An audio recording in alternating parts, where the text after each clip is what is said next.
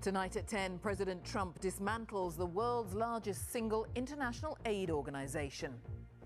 Staff have protested about the close down of USAID. President Trump says the agency's spending is unexplainable. Very little being put to good use.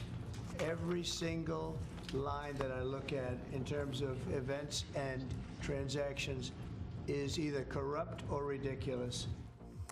And also tonight, dozens of countries have expressed what they've called their unwavering support for the International Criminal Court after President Trump imposed sanctions on its staff.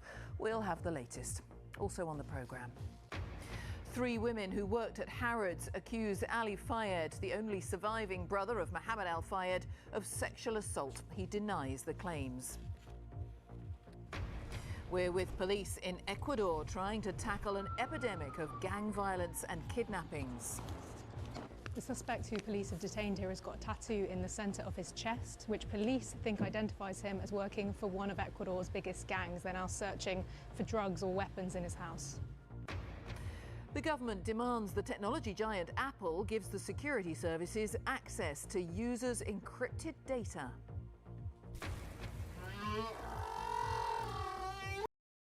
Hamlet of Les Pesquiers, north of Toulouse. The couple had moved to France from Scotland about 10 years ago. Hamas has released the name of 3 more hostages due to be freed in Gaza tomorrow in exchange for Palestinian prisoners held in Israel. They are Or Levy, who's 34, Eli Shababi, who is 52, and Ohad Ben Ami, who is 56. So far, 18 hostages have been freed since the ceasefire in Gaza began nearly 3 weeks ago.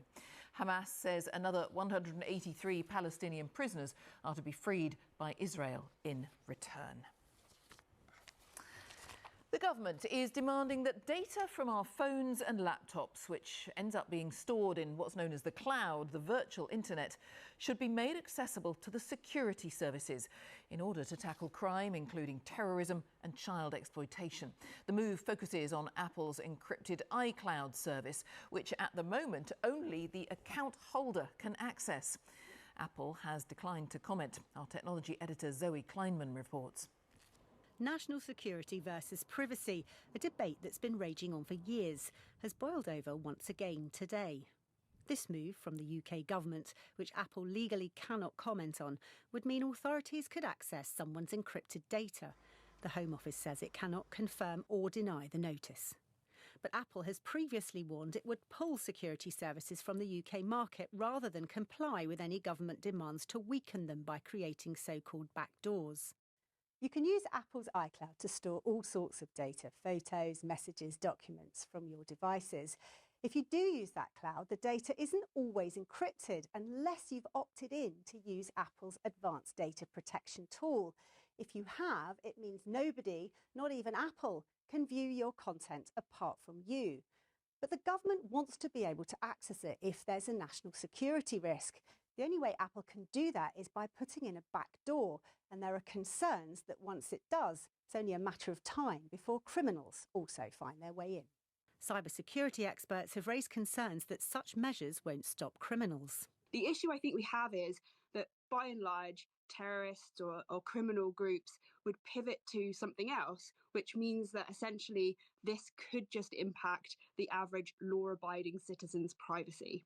And privacy campaigners have condemned the move as unprecedented, arguing it's not the answer to national security concerns. This is something that oftentimes I think gets missed in a lot of the debates, is that once you create a master key for the government, that becomes a target for foreign adversaries, for criminals, and puts all of our privacy and security at risk. But children's safety campaigners have been warning that encryption helps enable abuse. In a statement, the charity NSPCC said end-to-end encryption allows tech companies to turn a blind eye to crimes against children we know to be proliferating on their platforms. The government notice doesn't mean that authorities are suddenly going to start combing through everybody's data. There would still need to be a legal process to request access to a person's account. But all eyes will be on Apple to see if it pulls this encryption service in the UK. Zoe Kleinman, BBC News. TikTok is being sued by the parents of 4 British teenagers who say their children died after taking part in viral trends that circulated on the app in 2022. The lawsuit accuses TikTok of pushing dangerous prank and challenge videos to children to boost engagement time on the platform. TikTok and its parent company ByteDance haven't commented. And now let's have a word about what is on Newsnight shortly on BBC Two. Over to Katie Razzle.